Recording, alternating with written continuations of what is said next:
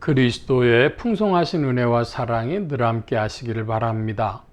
오늘 이 아침에는 에스겔 28장 1절로 19절까지의 말씀, 생명의 삶 큐티 7월 21일자 말씀입니다.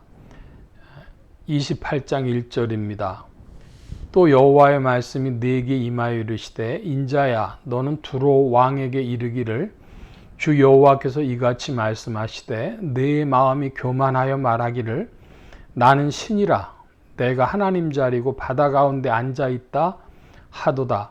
내 마음이 하나님 마음 같은지 할지라도 너는 사람이요 신이 아니거늘 네가 다니엘보다 지혜로워서 은밀한 것을 깨닫지 못할 것이 없다 하고 내 지혜와 총명으로 재물을 얻었으며 금과 은을 곳간에 저축하였으며 네 큰 지혜와 네 무역으로 재물을 더하고 그 재물로 말미암아 네 마음이 교만하였도다. 먼저 5절까지 말씀을 잠시 살펴보면 사람이 자기가 신이라고 생각할까 상상이 좀 안 되는 이야기죠. 그런데 어떻게 해서 사람들이 그 자기의 생각들이 변하는가 보면은 이 지금 대상이 되는 존재는 두로 왕입니다. 두로라고 하는 나라가 항구 도시의 해양 국가였는데 그 자기네 지경을 배로 타고 나가면서 마치 바이킹처럼 여러 곳에 정복하고 식민지를 세우고 하는 일을 해서 굉장히 콧대가 높은 그런 나라였습니다.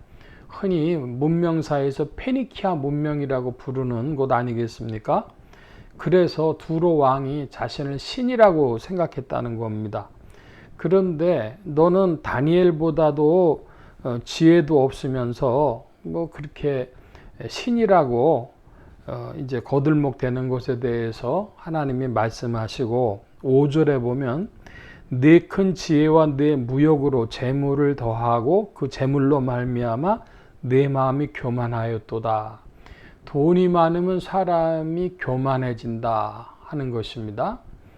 이 세상의 질서, 서로의 약속 중에 돈이라는 것이 세계의 질서가 되죠. 예를 들면 1달러가 뭐 1,500원이다. 예를 들면 또 무슨 일본의 엔화가 920원이다. 뭐 이렇게 이야기를 하면 다 그 여러 가지가 그런 방식으로 전 세계가 한꺼번에 작동을 하는 것이죠. 그래서 그 돈은 어디 가나 통하는 것입니다. 그러니까 사람들이 얼마나 돈 좀 가지면은 교만해지는가 그러면 한 10년 전쯤인가 어느 재벌 그 사장 되는 사람이 그 무슨 배달하고 뭐 그런 사람 마음에 안 든다고 불러가지고 그 몽둥이로 사람들 많이 있는 데서 이제 패는 거죠, 사람을. 그래 놓고 치료비라고 몇 천만 원을 수표로 던져준 거예요. 그게 나중에 문제가 됐습니다. 그 등산을 가보신 분들은 알겠지만 저희 동네에도 무슨 도봉산, 북한산 이런 데 있는데 조금만 높은 데 올라가서 밑을 내려다봐도 뭐 성냥깡만 하다 그러는데 성냥깡만 한 정도가 아니라 마치 무슨 개미만하게 조그맣게 사람도 보이고요. 그럽니다. 그런데 우스운 거는 밑에서 그 정상을 쳐다보면 별거 아니게 보여요. 뭐 조금 높다 이런 정도인데 그 위에 있는 사람은 시각이 전혀 다른 겁니다. 밑에 있는 사람 보기를 개미처럼 보이고 무슨 성냥갑처럼 보이고 좀 보태서 말하면 지렁이처럼 보이는 거죠. 그러니까 이 두로 왕의 심정을 우리가 미루어서 짐작해 볼 수는 있어요. 내가 이렇게 큰 나라를 경영하고 다스리고 있는데 내가 신이 아니냐 이렇게 생각을 하는 것이죠. 그 당시의 신화, 그 당시에 2000년 전에 신화의 세계로 보면은 자기를 그렇게 신으로 알만한 그런 세계관이 있었죠. 하나님이 그것을 이제 말씀하시는 겁니다. 2000년이 아니라 한 3000년 전쯤 되겠네요. 혹은 더 될 수도 있고, 그래서 이렇게 재물로 말미암아 마음이 교만해졌다 그럽니다. 그래서 하나님이 말씀하시기를 이제 좀 건너뛰면서 봅니다. 9절에 네가 너를 죽이는 자 앞에서 네가 하나님이라고 말하겠느냐. 이제 이방 나라들을 불러서 두로를 패망시키시겠다는 하나님의 말씀이죠. 그래서 11절에는 두로 왕을 위해서 슬픈 노래를 진다. 애가다 그러죠. 슬픈 노래 애가라 그럽니다.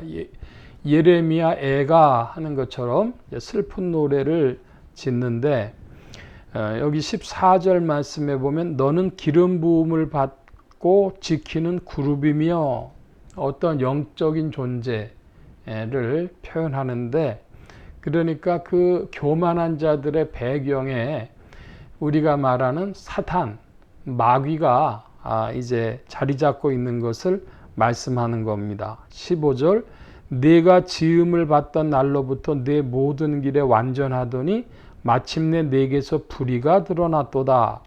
또 16절에는 너 지키는 그룹아 그러므로 내가 너를 더럽게 여겨 하나님의 산에서 쫓아냈고 불타는 돌들 사이에서 멸하였도다.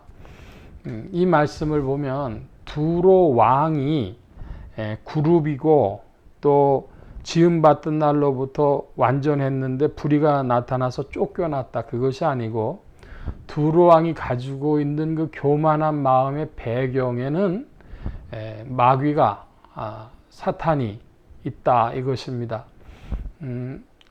사탄 혹은 악마, 마귀, 귀신 뭐 이런 단어를 쓰는데 조금 그 표현이 다릅니다.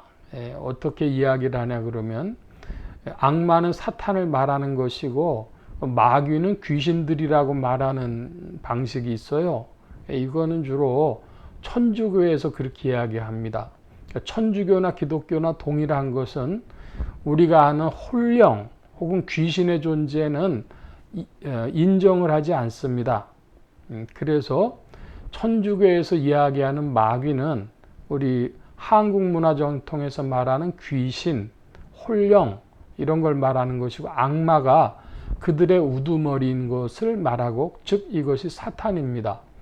그런데 우리 그 개신교에서는 그 성경에 나오는 대로 인간이 죽은 존재로서의 홀령이 귀신되는 건 인정하지를 않고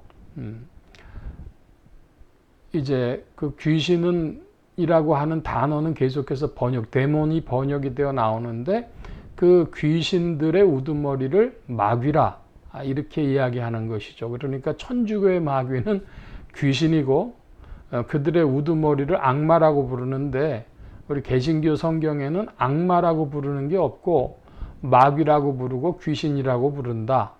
그 마귀의 졸개들을 귀신이라고 부른다 하는 것입니다. 그렇게 대략 정리해서 알고 계시면 되겠습니다.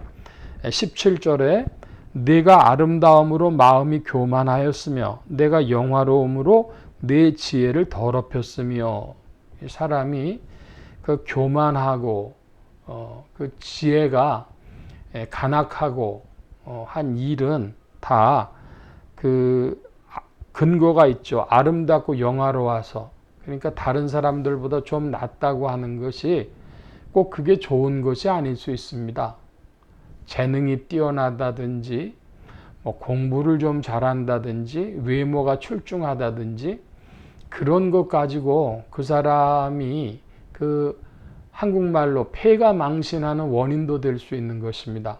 상대적으로 남보다 조금 낫다, 잘한다 하는 것으로 그런 자신의 존재 근거 삼지 말고 하나님의 말씀으로 또 하나님에 대한 믿음으로 하나님 베풀어 주시는 은혜로 자기의 소망을 삼고 믿음을 삼고 자신의 존재의 근원을 삼고 나아가는 믿음의 사람들이 되어지시길 축원합니다. 성령님께서 그리스도 예수 안에서 우리를 세워주시고 겸손할 때에 온유와 겸손한 자에게 은혜를 베풀어 주시는 줄 믿습니다.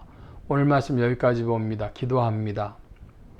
만복의 근원 되신 주님 함께하여 주셔서 그리스도 예수의 아름다운 일들을 우리에게 나타내 주심에 온유와 겸손으로 인간의 자리를 붙들게 하여 주시고 그 자리에서 주의 은혜를 받으며 주님 안에서 전진하도록 이끌어 주옵소서. 성령께서 지도하시고 인도하심을 구하며 의지하올 때에 예수 그리스도의 이름으로 기도하옵나이다. 아멘.